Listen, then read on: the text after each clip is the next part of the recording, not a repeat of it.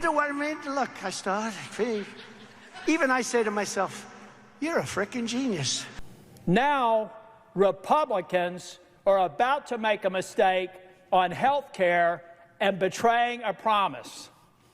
It is inescapable that this bill in its current form will betray the very promise that Donald J. Trump made in the Oval Office or in the cabinet room when I was there with finance, where he said we can go after waste, fraud, and abuse on any programs. Terrible. But Americans are not struggling. You know, this is... Between the state-directed payments and the cuts scheduled in this bill, there's a reduction of state-directed payments. And then there's the reduction of the provider tax. They can't find a hole in my estimate. Isn't that something? So, oh, man. Oh, man. So what they told me is that, yeah, it's rough, but North Carolina's used the system. They're going to have to make it work. All right. Wait a minute. Did I just hear that right?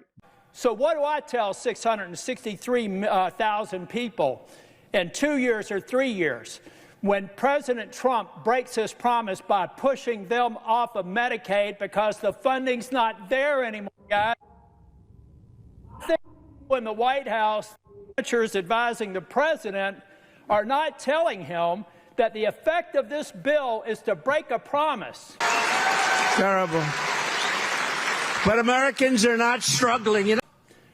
And you know, the last time I saw a promise broken around health care, with respect to my friends on the other side of the aisle, it's when somebody said, if you like your health care, you can keep it. If you like your doctor, you can keep it. Gee whiz.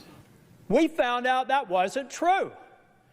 That made me the second Republican Speaker of the House since the Civil War, ladies and gentlemen, because we betrayed the promise to the American people. 2 years later, 3 years later, it actually made me a U.S. Senator, because in 2010, it had just been proposed. And just anticipation of what was going to happen was enough to have a sea change election that swept Republicans into the majority for the second time in 100 years. We won with poorly educated. I love the poorly educated.